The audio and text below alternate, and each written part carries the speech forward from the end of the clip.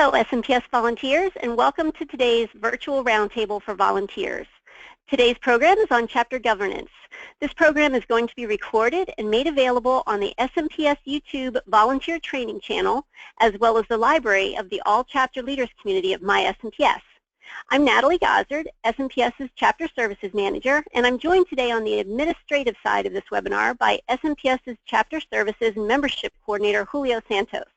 On behalf of the SMPS board and the entire headquarters staff, we extend a big thank you to you all for joining us today and for all that you do to serve your chapter members and the society at large. Now, before we get started today, all lines are muted. We encourage questions and the sharing of great ideas. So if you have a comment or a question, you may press the raise hand icon on the right side of your screen and we'll unmute you. You may also ask questions by typing your question in the question text box located on the right side of your screen. Julio and I are looking forward to your questions. Today's program is on chapter governance and is entitled The Anatomy of a Board Meeting. Our presenter today is SMPS's Deputy Executive Director, Tina Myers. Welcome, Tina. Are you ready to get started? Oh, you bet. So thank you, everybody, and thank you, Natalie and Julio. I'm going to add to a couple of notes that Natalie was speaking to. As we go through these slides, you'll see that these are very general and not in detail. So I want to make sure that as we go along, you don't feel that you need to take very detailed notes, because we will make sure that the slides are posted to My SMPS and other venues for you, so you have the notes for you right there. But what you're going to see as we go through this presentation is pretty much a visual journey on everything that is the basics of board meetings and getting you set up for success. So let's get this started. Overall, we want to talk about the purpose and even the definition of what a board meeting is. And so you may be surprised, or maybe not, that there really is a formal definition of what a board meeting is. And it's all the things right in front of you. So I am not going to read every one of these bulleted points, but what you'll see in front of you are a few things that are outlined and highlighted in orange. And the reason why this is just a little important is because sometimes these are things that we forget about when we are putting together a board meeting, or what it really is about. And the things that, as members of a board of directors for the chapter, you really need to pay attention to. So remember that a board meeting is about considering policy issues and major issues. You need to make sure that you, especially when you're in a position where you have an item to vote on and a decision to be made, that there are quorum requirements in order to get a vote and to be able to go forward. And deliberations, the conversations of the board meeting, must be recorded in the minutes. And under the doctrine of collective responsibility, that all directors, even if you are absent, are bound by its resolutions. And that's an important point, because what that also means, and what it reminds us, is that as a board of directors, all of you as one group are one entity, and you come together with one decision. That's why you have deliberations, you have discussions. There may be some individuals who feel that, well, I don't agree with that, but at the end of the day, you all come to a resolution, and it is one voice and one understanding. And it's an important thing for you to consider as you go forward. So a couple of things that I want to make sure that we point out on this. So we have lots of chapters out there, lots of different sizes. We have large boards and we have smaller boards, and there are a lot of different conversations going on. What is important, and what I want to make sure that all of you realize, is that when you're sitting around the table, and whatever the agenda is and whatever the topic is, it is important that every member of the board absolutely be active and engaged in the critical discussions, or any discussion. So you might be around the table, and there might be a topic of conversation, don't know what that might be, but there's one or two of you that might be thinking, you know, I just don't agree with what they're saying. But what happens, maybe because of relationships or because it's really a contentious situation, you don't feel like you want to add to the conversation. Maybe it is a little awkward and you just don't want to disagree. Well, I am here to tell you that you really need to speak up and say what it is that you need to say, even if it is against everyone else and what they're saying in the room. It is incredibly important to have that full dialogue, and that is your job as a member of the board. And if you are not saying anything, understand that your silence means that you are agreeing to everything that is being said around the table. So being in disagreement or contrary to what everyone else is saying is perfectly appropriate. There is nothing wrong with that, as long as you are courteous in the way you are speaking to either the challenge or the difference of opinion that you might have, and that also creates a very meaningful, in-depth conversation overall for all at the table. You might be able to offer something that others aren't thinking about. So just remember that if you're in that situation, it is very important to make sure that your opinions and your thoughts are absolutely heard, and is very much a part of your job. The other thing that I want to make sure that you understand going into this, and all of you are volunteers. I know some of you maybe have consultants or individuals that might be doing some administrative work or doing some stuff for events that you've actually paid to do that. But for the most part, we know that our chapters have, all of our volunteers are managing and leading the organization. Well, this is not just a regular organization. You are independently incorporated, and you are running a business. And you need to make sure that your conversations are absolutely geared to a business situation, and you take that meaningfully, and you really embrace what all that means. As board members, and we're going to talk about this actually and have another webinar at the beginning of the year for all of our chapter boards, a little bit more in depth, but as a member of the board, you have a fiduciary responsibility of loyalty, care, and obedience. And some of you might not know exactly what that means, but this is absolutely legal terms. And what it means is the conversations and decisions that you make are being loyal to the organization. You are being very thoughtful and caring in the decisions that you make on behalf of the chapter, on behalf of its members. That could even maybe be a discussion on budget, where you are spending your money. Are you being thoughtful that this is really being spent in the best interest of the members and the mission and what you have promised to deliver? And obedience, and what obedience means is that most of you, I'm certain all of you, have a certain set of policies and procedures that you have put together. Well, that means you need to be obedient to those policies and procedures unless you change those over a little bit more.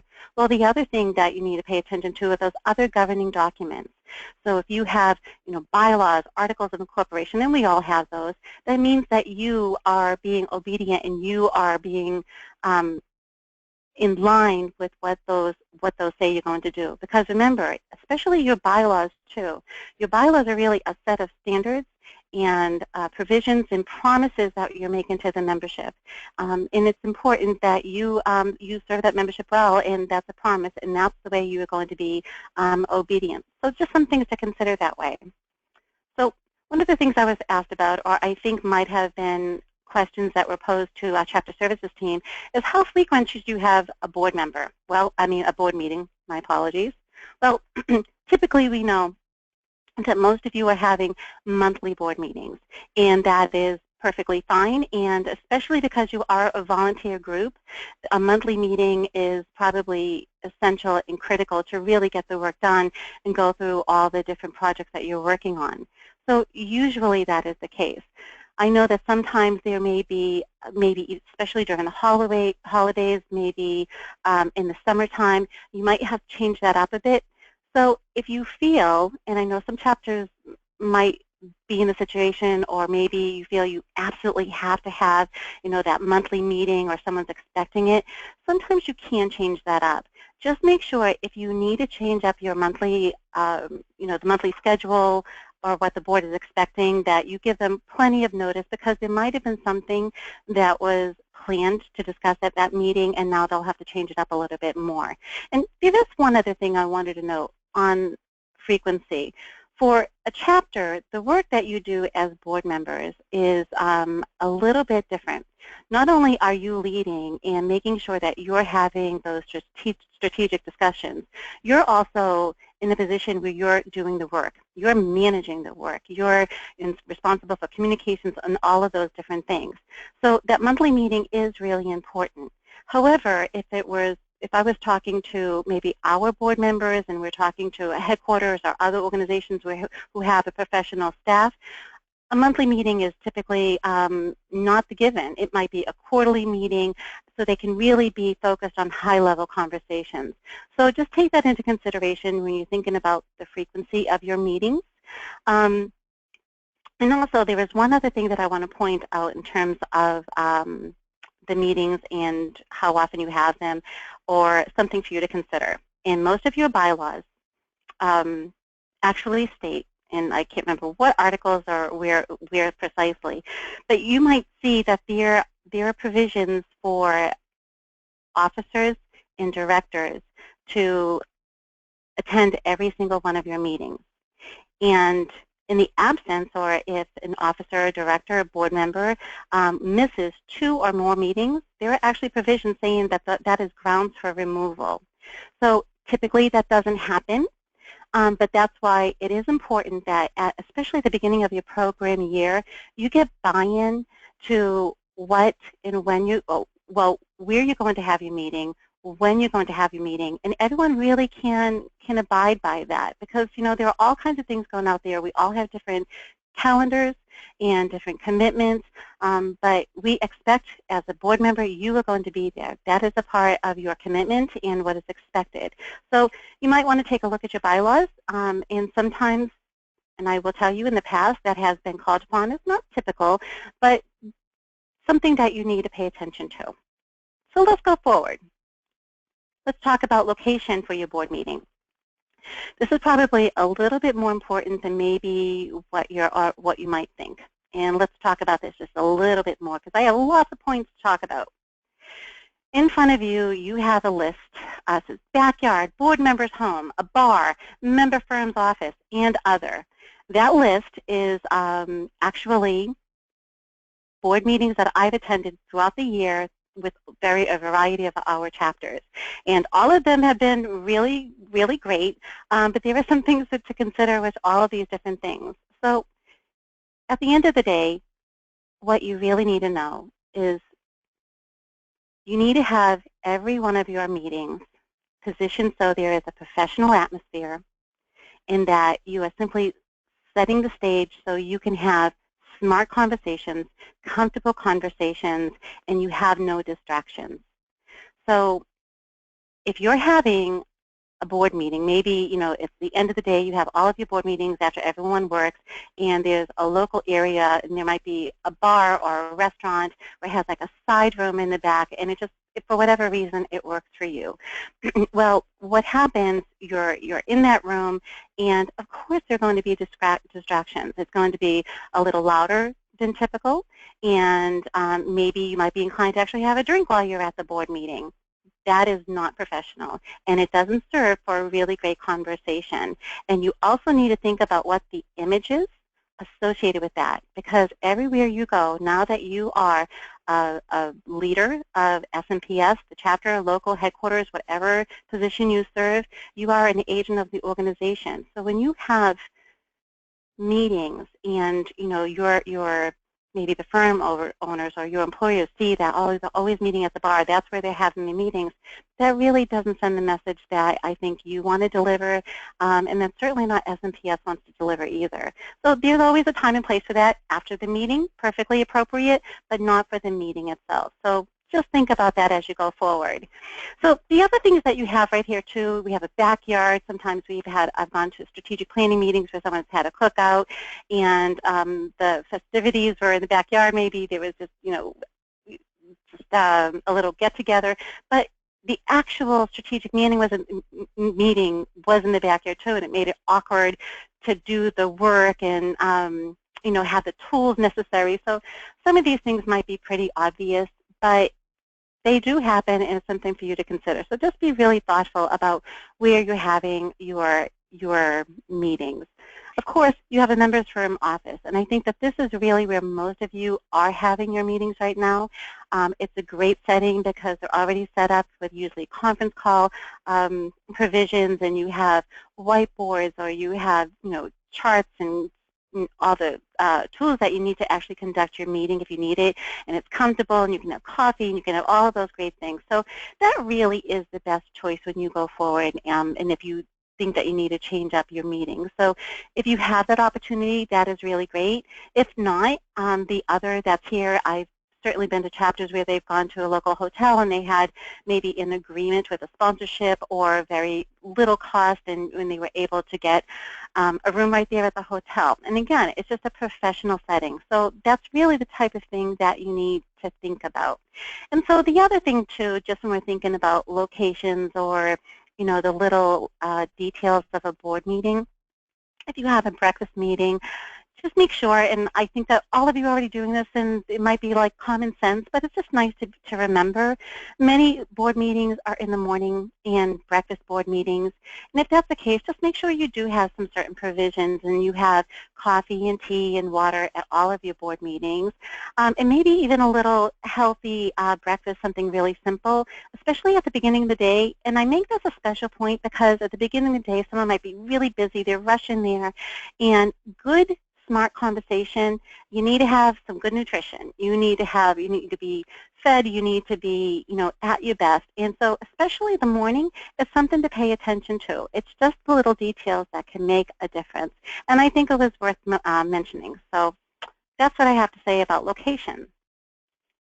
So let's talk about respect and courtesy in the actual board meeting.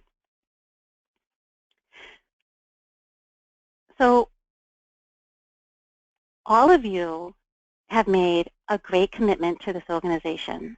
And as chapter leaders, you volunteers, you have so precious little time. And so it's incredibly important that you be thoughtful of one another, just as you would want them to be thoughtful to you. So when you're at that board meeting, you need to feel that you are in a safe zone and that you can have good conversation without feeling like you are being attacked. But the other thing that we need to think about, and these are just very basics, this is not just for a board meeting, this is for any meeting that you might have, whether it is with the society, as a chapter, as a volunteer within your own firms. You need to be on time. You need to start on time. You need to end that meeting on time. And that is simply respect of one another because, again, you're volunteers. And I cannot imagine that most of you, either if it was a lunch meeting, you have to go back to work, you have to work on a proposal, you have something else, you told your employer that you were going to be back at a certain time. And, we have all of these different things that we need to balance. So I know that this is common sense, but it is absolutely worthy of repeating. And what happens sometimes, too, if you are the individual, you come in, say, maybe 10, 15 minutes late to the meeting. Oh, I'm so sorry. You're packing up and you get into a side conversation. Well, what happens is you just derailed maybe an active conversation that was going on at that board meeting. And what happens also is there is a tendency where individuals feel like, okay, well, let's paraphrase and recap for this individual that just came. Well, again, that you have to recap everything that someone else was already talking about. Maybe you throw that conversation off, and it's just not a great dynamic. So these are just simple things that you need to be thoughtful about, and it really will make for a greater experience and respect for one another at that board meeting overall. It's pretty simple, but it's incredibly important for all of those different 3 points. The other thing, and I cannot say this enough too, talked about it just a little bit before in one of our slides, is that as a member of the board, you are expected to be at a board meeting. You don't get to say, oh, I'm not going to go to this one, or, I'm really busy, and can you just give me a recap on that? That's not the way this works. You are an officer of this organization, and if you cannot attend and it's really a problem, then you probably need to have a discussion and maybe find another opportunity, honestly, to volunteer. And be very, very candid about this. Your voice is incredibly important at every one of those meetings, and so you are expected to attend. And that is probably why you'll see in your bylaws that there is a provision that if you don't go to at least 2 meetings or you miss more than that, that is grounds for removal. Again, typically that doesn't happen, but that's why it is so important. It is incredibly important. People are counting on you, and your voice needs to be heard and needs to be a part of that meeting. And it also puts the the team at risk. Say if you're not present, others are not present. What if you're a really small board and now you don't have a quorum, but you continually need to make decisions to go forward? Well, your absence makes it very difficult for them to get there.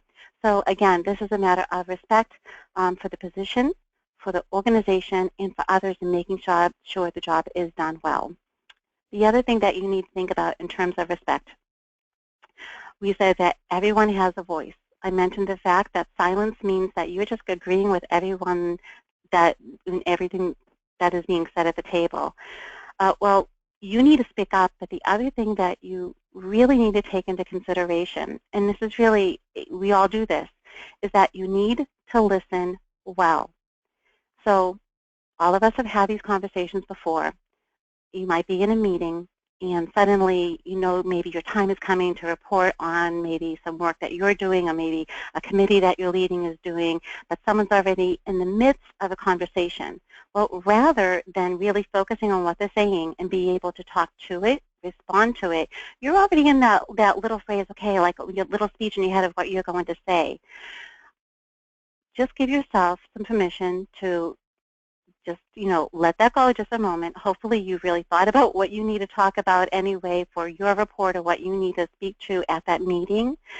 But this is a part of being respectful. Really listen to what others are saying, and that way you can respond that much more intelligently and not feel like it's reactive, especially if you're not in that moment. So these are points not just for a board meeting, but for all of our meetings and in all of our dealings with people anyway. But this happens so many times, and then before you know it, if you're responding, to something that you didn't really hear well, they have to repeat it, or maybe you didn't understand really their intent or what was behind it. All of these little things make, if you do it, pay attention to it, and really try, they really will make a difference at your board meeting and sitting around the table. So I hope you take that to heart.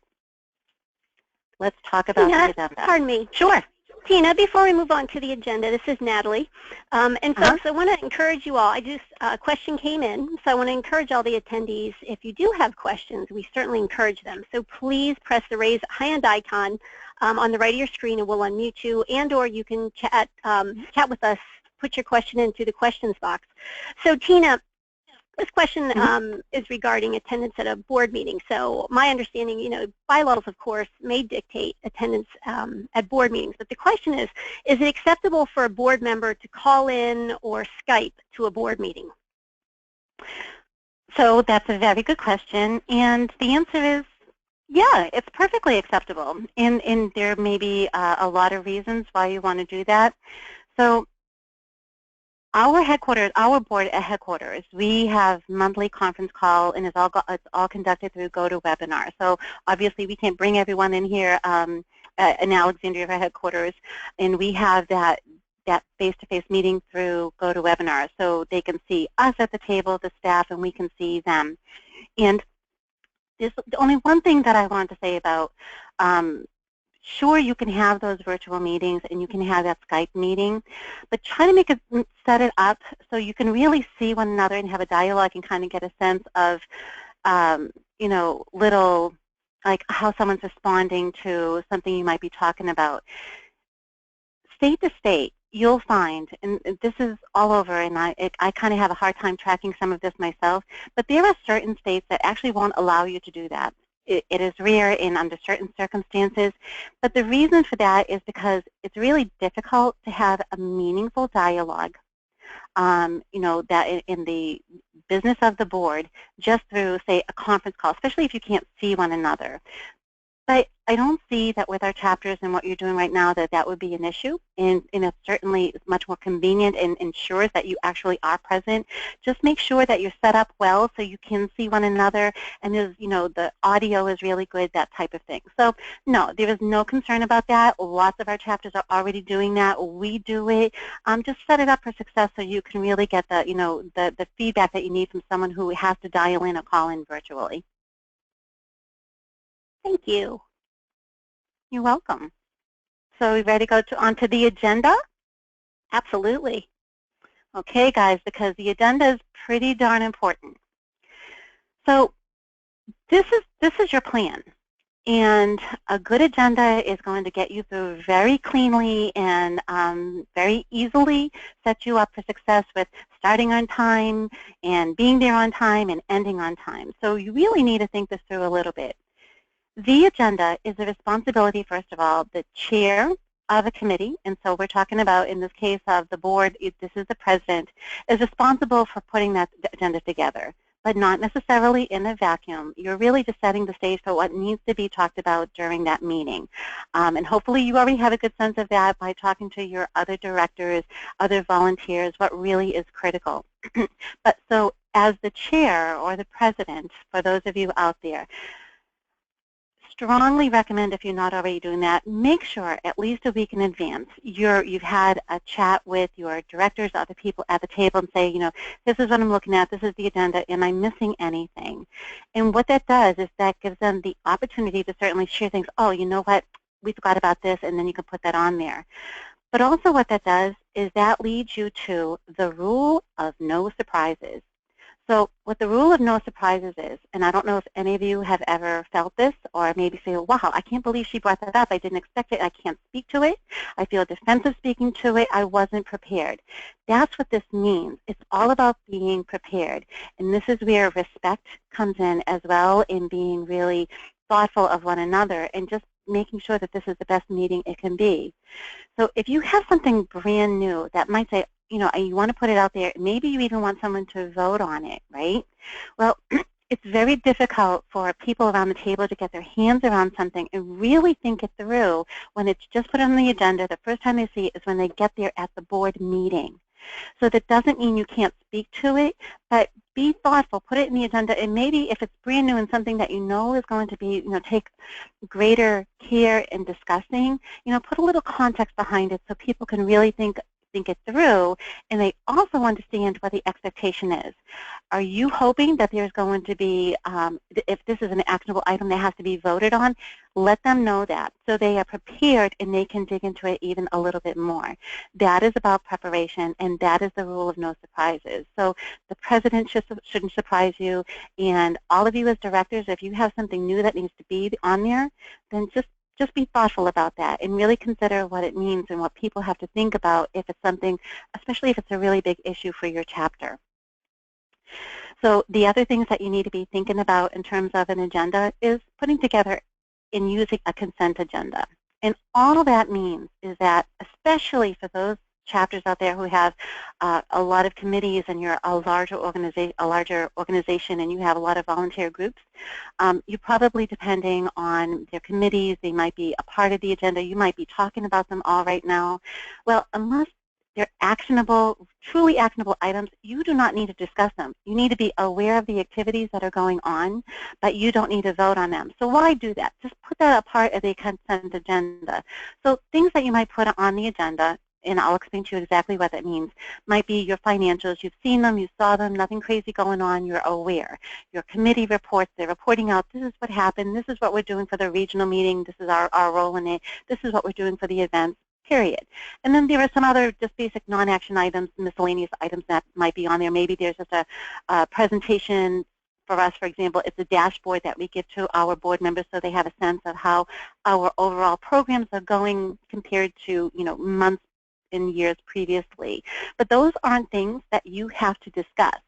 They're there in front of you, and then you simply, on your agenda piece of paper, it'll say consent agenda items, whatever those items are, and then there can be simply a motion to accept the consent agenda, and then hopefully someone seconds it, and it's approved and done. That's it. You don't talk about it anymore. Now here's the rub. To make a consent agenda work and work well, you need to make sure that you have this information in front of you at least a week in advance. That's not always easy, but try for that, strive for that. That will give the team the opportunity to read those financials, those committee reports, and anything that else is in front of them that needs to be in that consent agenda. It is assumed that you are reading those materials because otherwise, there might have been something in there that it just goes to the consent agenda and you didn't have a chance to talk about. And you don't want to do things at the last minute. If you find something, though, after you have read through those reports, maybe there's something on a financial statement, and you say, you know what, you question that.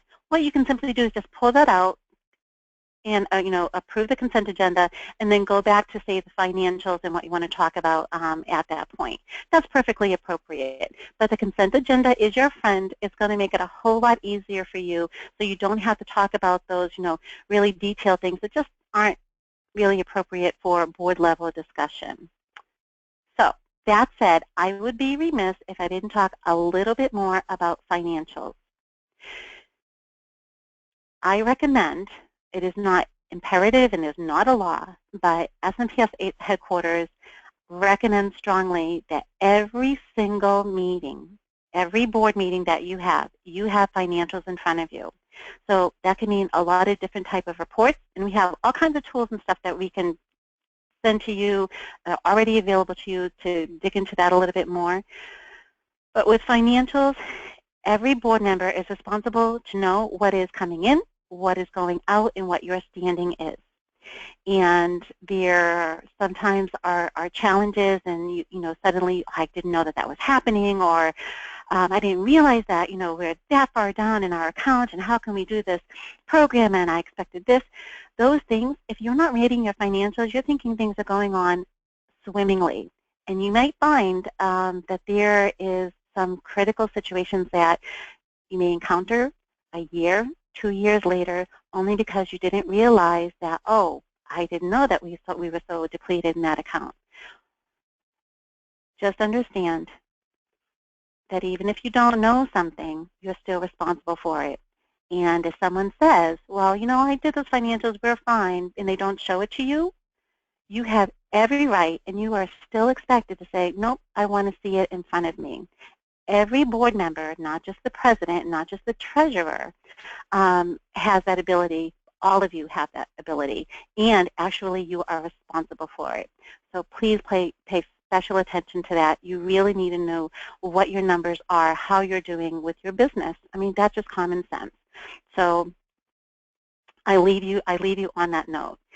The other things, just briefly, we talked about this with the quorum. Your board meeting isn't going to be very successful if you have to vote on things from time to time if you don't have a quorum. Again, your presence is absolutely critical, and it is important. So make sure you're there.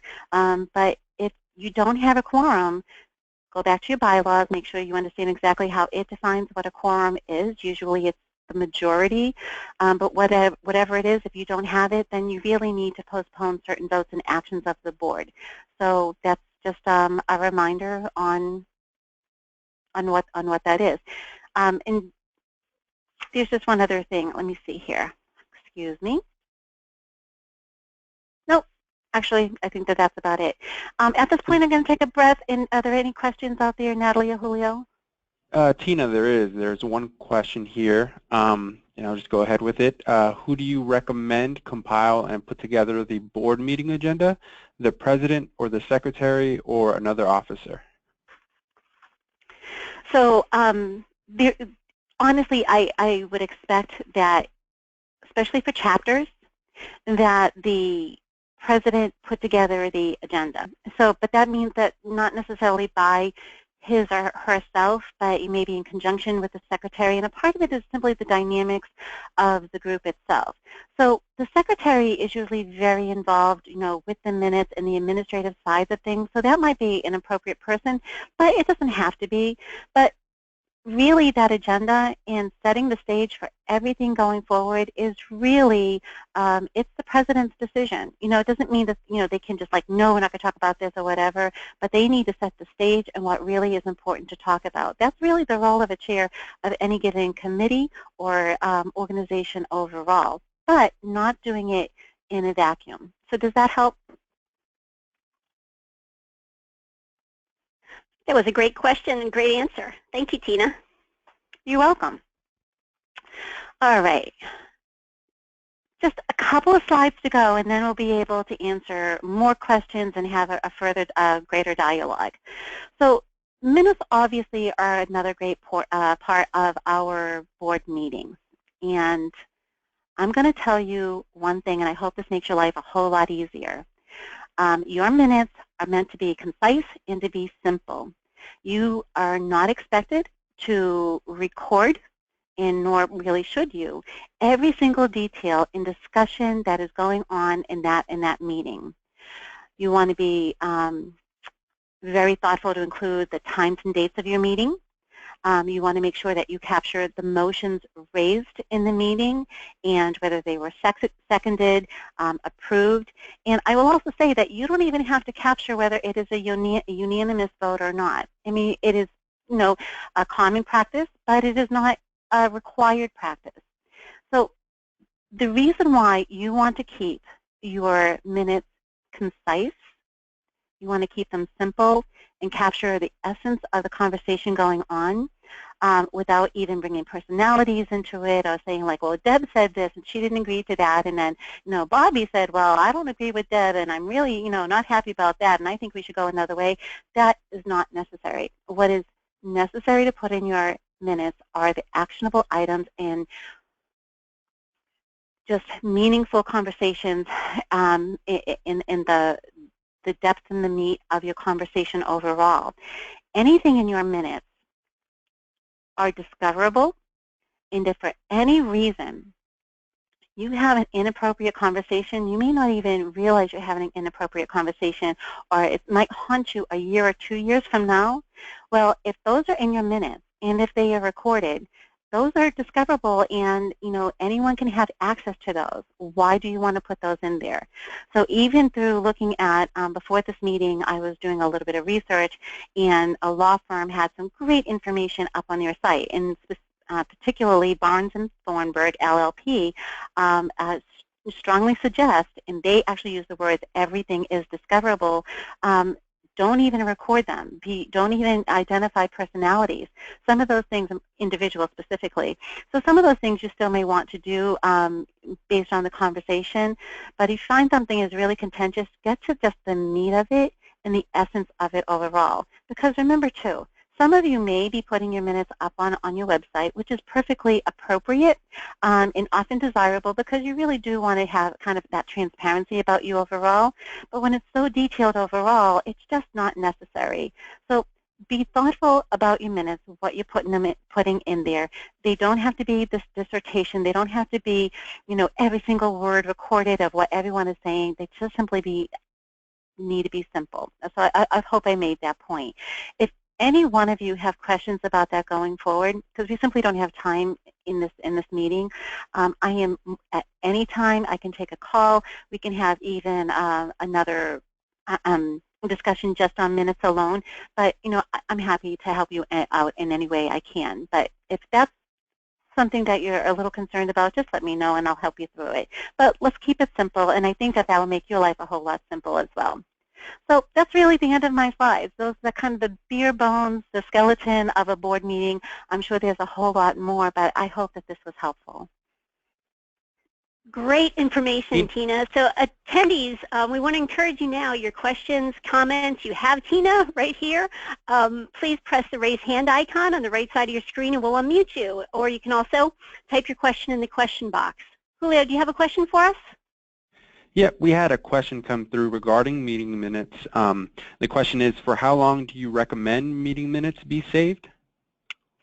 So not a recommendation, but you need to keep them permanently. There are certain, and actually we can share this with you, but we have a records retention outline, and one of those items that are under the permanent list are your minutes. Because they're, they are a part of your governing documents as well. So permanent. Great, and I want to remind, this is Natalie, I'd like to remind all the attendees that really we encourage you very strongly to save your meeting minutes within your board community of MySMPS for archival purposes, because we all know that there are instances where a computer crashes or someone leaves their firm or someone rolls out of a position. Where are our meeting minutes? Where is all of our information saved? So it doesn't have to be every single month, but maybe quarterly. Perhaps even at the end of the year, go in for archival purposes, just upload all your meeting minutes so your current board and new board, anyone rolling into your board, will always have access to those documents. Every single chapter has a board community of MySMPS. Well, and here's one other thing that you can consider with your minutes too, and what's so important is really the history, the action items, the motions that you have made. And we do this at the office.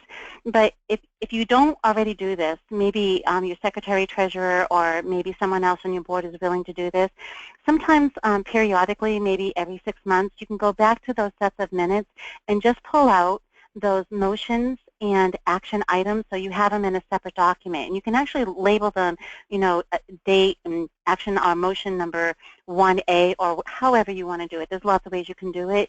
But it really is a handy reference to say, oh, you know what, I think we voted on that, like, I don't know, like 2014 in June or whatever. But if you have a document that just carries over all of your motions and votes, it's really very helpful. I think you'll find it not very difficult to put together if you're not already doing something like that. And if you are interested and you haven't done it, then I can give you examples of what we do here at the office, just so you have that. But it's just another way to look at it, and it's really much more handy rather than going through a whole set of minutes and looking for specific action items. Here's another question that was submitted for you, Tina. Do board meeting minutes need to be posted to the website, or how should they be pushed out to membership? So they are not required to be posted to the website, but it's not a bad practice, and I think it's something that all of you should consider. You can consider. But remember, what are you putting in your minutes? But at any time, if a member asks for those minutes, then you need to give those to them and let them take a look at what's going on. So it really just depends. What is your culture? What do you want to do? What are you trying to accomplish? And there might be a great place, especially if you're redoing your site or adding some more to it. You might have a site just for minutes, bylaws, and kind of governing things that you might feel is of interest to your members overall. But more and more organizations, and I know my previous organization does this, they put all the minutes up there all the time. So it's a nice thing to do, but it's not required. So it's really your call. Thanks, Tina. And the next question kind of follows right alongside of that. Someone would like to know if chapter bylaws are required to be posted on chapter websites. Again, they are not required, but really your bylaws should, because as I mentioned a little bit earlier, your bylaws are a set of governing documents, but really it's a promise to how you are going to manage and serve your members. And so if it's not available for your members to take a look at, then it really doesn't serve them very well. So that is something that I would highly recommend. Your bylaws should be. It's not required. I don't know of a law that says you must have them, but there are always laws changing all the time. But that is one document that I would recommend being up on your site. And if you have any other, and SMPS headquarters has this as well, you have other policies such as code of ethics, things like that, and even privacy policies, things like that, all should be there for your members. That's for them. So yes. Great, thank you.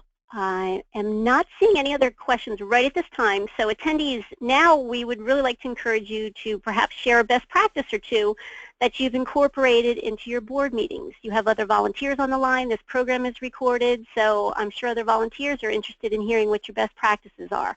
Please feel free to share. Raise your hand and we will unmute you, or you can submit your best practice through the question box.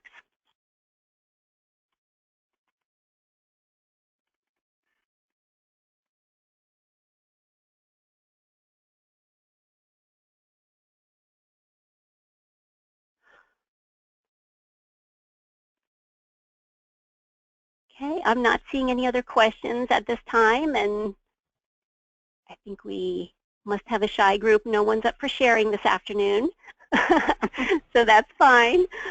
Tina, I'm not seeing any other questions at this time, so I think we can wrap up. I think so. I'll let you take it from here, Natalie.